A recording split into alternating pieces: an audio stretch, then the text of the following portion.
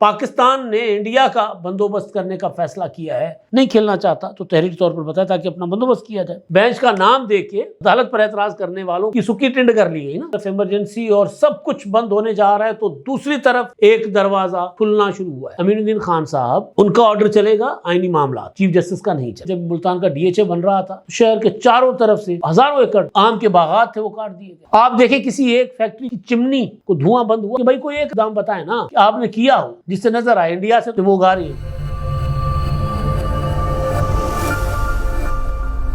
السلام علیکم، میں امداد سمرو۔ حالات بد سے بدتر ہوتے جا رہے ہیں، ایمرجنسی لگنے جا رہی ہے، ایک طرف ایمرجنسی اور سب کچھ بند ہونے جا رہا ہے تو دوسری طرف ایک دروازہ کھلنا شروع ہوا ہے۔ کون سا دروازہ کھل رہا ہے؟ کیا کیا بند ہونے جا رہا ہے؟ اور پھر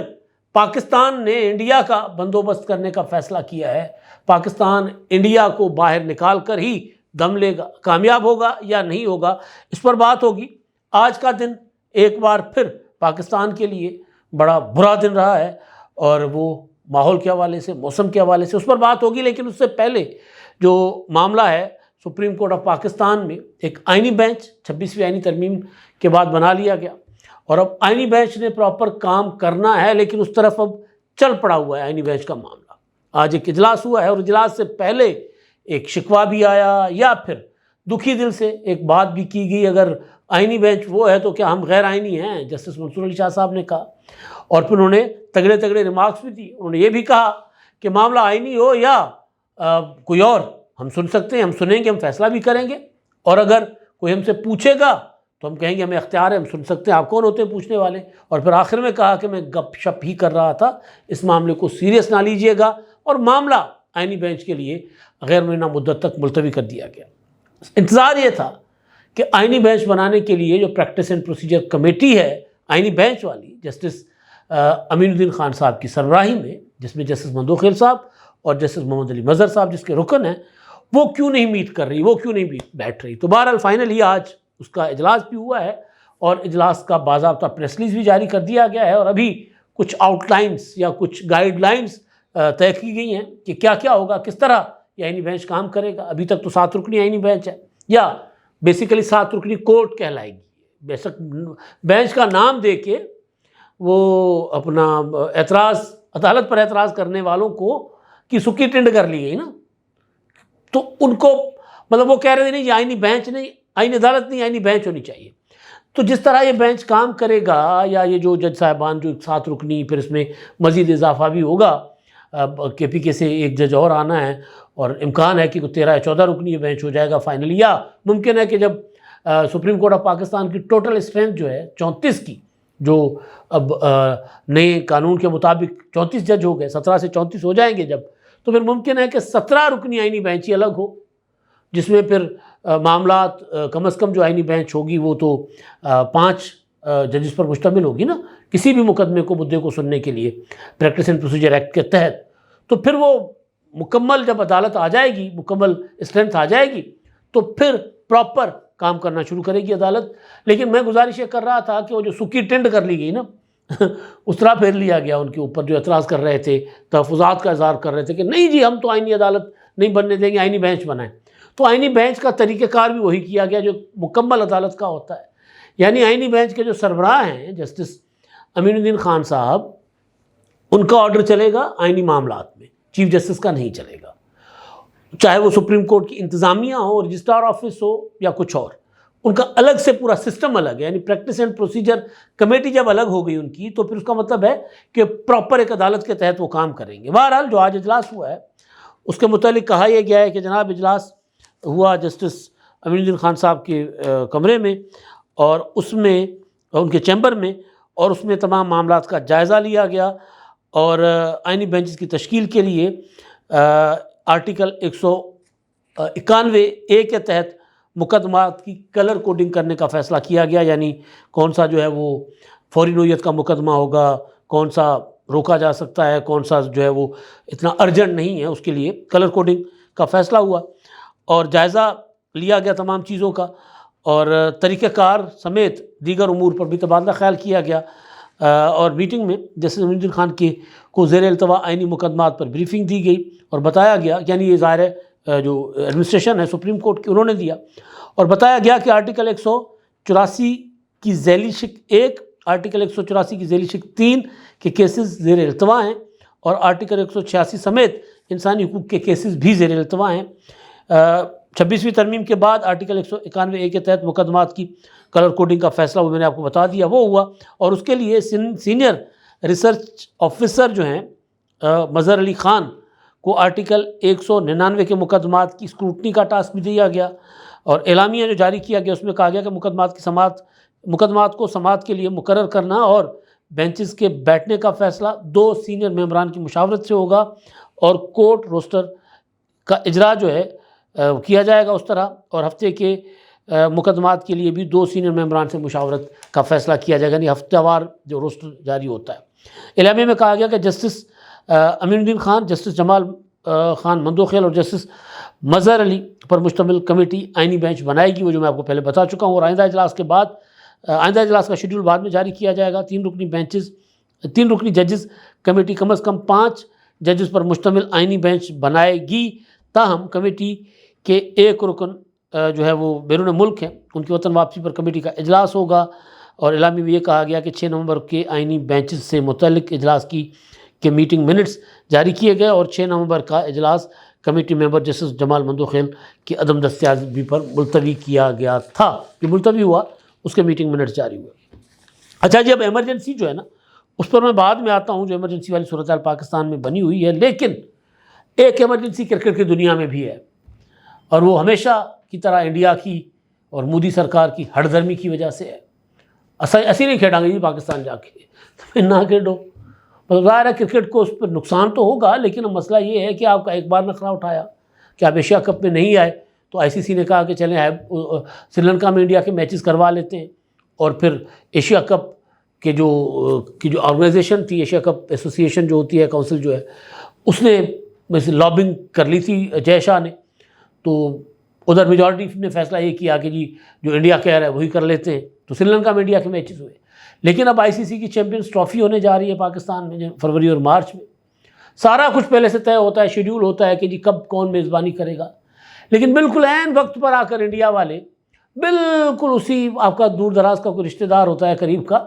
جو آخری دنوں میں اگر ان کو آپ شادی کی دعوت دے اور آخری دن میں آ کر کہتے ہیں جی نہیں ہم نے نہیں آپ کے پاس آنا، جی ہم نے آپ کی دعوت قبول نہیں ہے، جی کیوں نہیں قبول، جی آپ نے فلاں ٹائم پر ہمارے ساتھ یہ زیادتی کی تھی، بالکل آخری دنوں میں، تو یہ بالکل اسی طرح وہ پنجابی کہتے ہیں نا پھپھڑ، بالکل اسی طرح کی حرکتیں کرتے ہیں یہ انڈیا والے۔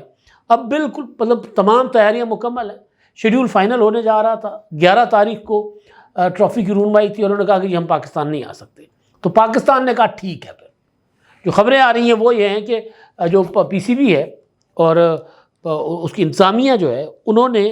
ماضی میں کچھ ایسی مثالیں ہیں کہ کوئی ملک اگر کسی میزبان ملک میں جا کر کرکٹ کھیلنے سے انکاری تھا تو اس کی جگہ کسی اور ٹیم کو شامل کیا گیا تھا۔ تو یہ جیو رپورٹ کر رہا ہے، اور میں آپ کو جیو کو کوٹ کرتے ہوئے بتا رہا ہوں کہ پی سی بی نے فیصلہ کیا ہے کہ اگر چیمپئنز ٹرافی کے لیے انڈیا اپنی ٹیم نہیں بھیجے گا تو پھر بی سی سی آئی کے فیصلے پر تو پھر انڈیا مائنس ہو جائے گا، یعنی بی سی سی آئی نے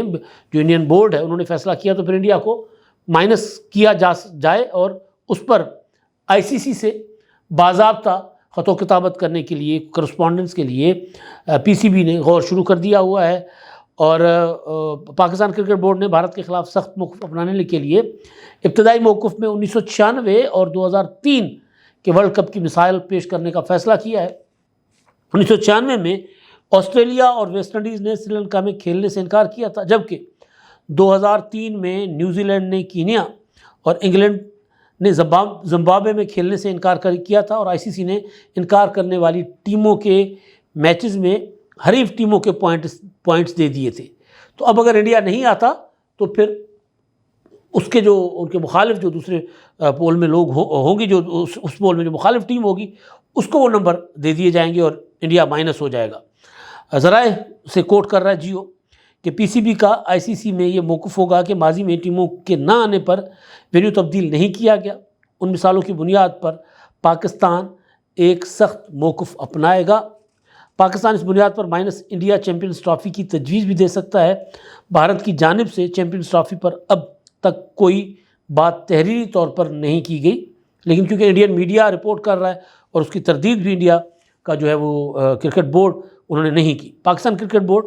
ICC میں اس بات پر زور دے گا کہ بھارت تمام موقف تحریری طور پر پیش کرے، اگر کھیلنا چاہتا ہے تو تحریری طور پر بتائے، نہیں کھیلنا چاہتا تو تحریری طور پر بتائے تاکہ اپنا بندوبست کیا جائے۔ اس سے قبل یہ خبر بھی سامنے آئی تھی کہ پاکستان اگلے 1-2 روز میں حکومتی گائیڈ لائنز کی روشنی میں ICC کو خط لکھے گا، جس کے لیے بورڈ نے قانونی مشاورت بھی مکمل کر لی ہے۔ تو یہ ایک بڑا قدم پاکستانی کرکٹ بورڈ جو ہے وہ سوچ رہا ہے اور اٹھا بھی لینا چاہیے۔ اب میں آتا ہوں جناب جو معاملہ جس نے بہت زیادہ تنگ کیا ہوا ہے اور جس کی وجہ سے ایک ایمرجنسی کی صورتحال ہے۔ کسی بھی ملک میں اگر اسکول بند کر لیے جائیں تو وہ ایمرجنسی ہوتی ہے۔ پاکستان میں خاص طور پر پنجاب میں آج تو ملتان نمبر 1 پہ تھا نا سموگ میں،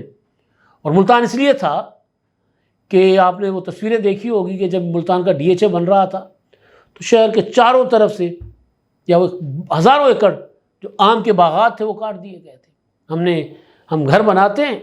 اور پھر پلازے کھڑے کرتے ہیں، جس طرح لاہور کا اشر روڈا کر کے کی شکل میں کیا جا رہا ہے کہ راوی کی جناب بڑا خواب تھا جی کہ ہم نے یہاں پر ایک اور شہر بنانا ہے، جی ایک نیا شہر بسانا ہے۔ او بھائی کھاؤ گے کدھر سے؟ اور کھانا تو دوسری بات، اب سانس کہاں سے لوگے؟ آج لاہور ہائی کورٹ میں جو جج اپنا ہے جسٹس شاہد کریم صاحب، ان کے پاس یہ مقدمہ بڑے عرصے سے چل رہا ہے۔ پچھلے سال بھی جب حکومت پنجاب نے فیصلہ کیا تھا اسٹوڈنٹس کو اپنا موٹر بائکس دینے کا، تو انہوں نے سوال کیا تھا کہ جی اس سے آلودگی نہیں بڑھے گی، پولیوشن نہیں بڑھے گی؟ پہلے ہم سموگ زدہ ہیں تو بڑا مذاق اڑایا گیا تھا۔ بہرحال آج ان کی عدالت میں معاملہ تھا اور جو حکومتی وکیل تھے ان کے پاس، یا جو اداروں کے وکیل تھے ان کے پاس ایک ایسا قدم نہیں تھا بتانے کو کہ جس سے سمجھا جا سکے کہ حکومت سموگ کے خاتمے کے لیے سیریس ہے، سنجیدہ ہے۔ مریم نواز صاحبہ وہ گئی ہوئی ہیں اپنے علاج کے لیے جنیوا، ان کے ساتھ سینئر وزیر مریم اورنگزیب صاحبہ جن کے پاس ماحولیات کا قلم دان ہے وہ بھی گئی ہوئی ہیں، اور چیف سیکرٹری صاحب بھی تصویروں میں دیکھے جا سکتے ہیں کہ وہ بھی ادھر ہیں۔ تو یہ سیریس سنجیدگی کا آپ عالم حکومت کا دیکھ سکتے ہیں، پنجاب حکومت کا۔ مریم نواز صاحبہ مجھے ذاتی طور پر پتہ ہے کہ ان کا وہاں پر جو ایشو ہے گلے کا، پہلے بھی وہاں سے انہوں نے سرجری کروائی تھی، اب بھی ان کا جانا ڈیو تھا تو وہ چلی گئی۔ لیکن مریم اورنگزیب صاحبہ جن کا ڈپارٹمنٹ ہے، جن کے پاس ماحولیات کا قلم دان ہے، وہ ایسے میں کہ جب لوگ سانس نہیں لے پا رہے وہ باہر چلی گئی ہیں، چیف سیکرٹری بھی ساتھ چلے گئے ہوئے۔ تو پھر آج لاہور ہائی کورٹ میں کہا گیا کہ حکومت کے اقدامات تو صاف نظر آ رہے ہیں کہ حکومت ناکام ہو گئی ہے، سنجیدگی نہیں ہے حکومت کی نظر آ رہی اس سارے معاملے میں، تو حکومت کو اس معاملے میں سنجیدہ ہونا پڑے گا۔ میں بار بار کہہ رہا ہوں کہ دنیا کے جن ممالک نے، برطانیہ سے لے کے چائنا تک، جن ممالک نے سموگ سے فیس کیا ہے اور جو طریقے انہوں نے اختیار کیے ہیں، ہمیں وہ اختیار کرنے چاہیے۔ مذاق یہ ہوا ہے کہ اسکول بند کر دیا، کنسٹرکشن جاری، آج عدالت نے بھی کہا، جج صاحب نے کہا، اور ہم روزانہ خود سڑکوں پر سفر کرتے ہیں، آپ بھی کرتے ہیں، آپ دیکھیں کہیں کنسٹرکشن رکی ہوئی ہے، آپ دیکھیں کسی ایک فیکٹری کی چمنی کو دھواں بند ہوا۔ آج بھی عدالت نے پوچھا کہ جب آپ نے کیا کیا، تو انہوں نے کہا کہ جب بس اڈوں پر جا کر بسوں کا دھواں چیک کرتے رہے، بہت اچھی بات، لیکن یہ نہیں کہا گیا کہ ہم فیکٹریوں کے اندر گئے، فیکٹریاں سیل کی، یا ایک فیکٹری پر 10 کروڑ کا جرمانہ کیا۔ ہونا چاہیے بڑی فیکٹری پر اتنا جرمانہ تاکہ وہ مشین ٹھیک کرے، 1 لاکھ 2 لاکھ 3 لاکھ جرمانہ ہر سال بھر کے، اور وہ یہی ہمیں زہر آلود جو ہے وہ فضا فراہم کر رہے۔ تو وہ عدالت نے کہا کہ ایمرجنسی کی صورتحال ہے، کوئی ایک قدم، کوئی ایک ایسا اقدام، عدالت تو آج پوچھ رہی ہے، میں تو پہلے دن سے پوچھ رہا ہوں کہ بھائی کوئی ایک اقدام بتائیں نا کہ آپ نے کیا ہو جس سے نظر آئے۔ انڈیا سے تو دھواں آ رہا ہے، بالکل سموگ آ رہی ہے انڈیا سے۔ کیا نہیں پتا تھا کہ ہر سال دھان کی فصل کٹنے کے بعد اس کو آگ لگائی جاتی ہے؟ دھان کی جب کٹائی ہاتھ سے کی جاتی تھی، دانتری سے کی جاتی تھی، تو وہ زمین تک کی جاتی تھی اور اس کے بعد ہل چلتا تھا اور کوئی مسئلہ ہی نہیں ہوتا تھا۔ اب یہ ہوتا ہے کہ مشینوں سے کٹائی ہوتی ہے، 1-1 فٹ جو ہے اس کی وہ ڈنڈی جو ہے وہ رہ جاتی ہے اور اس کو آگ لگا دی جاتی ہے، اور پھر وہ فضا میں وہ سارا کچھ، اور کیونکہ وہ سارا ہم تو اب فصلوں کو سارا وہ کیمیکل زدہ دیتے ہیں، دوائیاں، تو وہ بھی شامل ہو جاتی ہیں۔ فیکٹریوں میں ٹائر جلائے جاتے ہیں، بھٹوں میں ٹائر جلائے جاتے ہیں، تو گاڑیاں جو اس میں شامل کر رہی ہیں ہمارے ماحول میں وہ تو ایک حصہ ہے، لیکن اصل چیز جہاں جانا چاہیے وہاں نہیں جا رہے. یعنی کنسٹرکشن بند کرنے کا حکومت کا فیصلہ ہے، کنسٹرکشن بند نہیں ہو رہی. اب نئی خبر یہ ہے کہ جناب 11 نومبر یعنی آج سے 17 نومبر تک آؤٹ ڈور سرگرمیوں پر پابندی عائد کر دی جائے گی. ایسا کیا فرق ہوگا آؤٹ ڈور پابندیوں پہ؟ سموک کم تو نہیں ہوگی نا. سموک کم کرنے کے اقدامات تو کریں حضور. لوگ تو گھروں میں نہیں جا رہے، لوگ باہر، اس کو تو کم کریں. مارکیٹیں آپ کو رات گئے تک کھلی ملیں گی، پھر کیوں نہیں مارکیٹیں 6-7 بجے بند کروا دیں. کم از کم ٹریفک سڑکوں پر ہو. جب سے یہ گرین لاک ڈاؤن ہوا ہے تب سے آپ خود جا کر دیکھیں شہروں میں، لاہور خاص طور پر آپ کو ٹریفک زیادہ ملے گی. تو ایمرجنسی کی صورتحال ہے اور اس کو ایمرجنسی لگا کر ڈیل کیا جا سکتا ہے. لیکن ایمرجنسی لگانے کا مطلب ہرگز یہ نہیں ہے کہ صرف اسکول بند کریں. جو چیزیں دھواں چھوڑ رہی ہیں وہ بند کریں. باہر پہلے میں نے گزارش کی تھی کہ ہمارے بچے دھواں نہیں چھوڑتے، گاڑیاں دھواں چھوڑتی ہیں، فیکٹری دھواں چھوڑتی ہے، بھٹا دھواں چھوڑتے ہیں.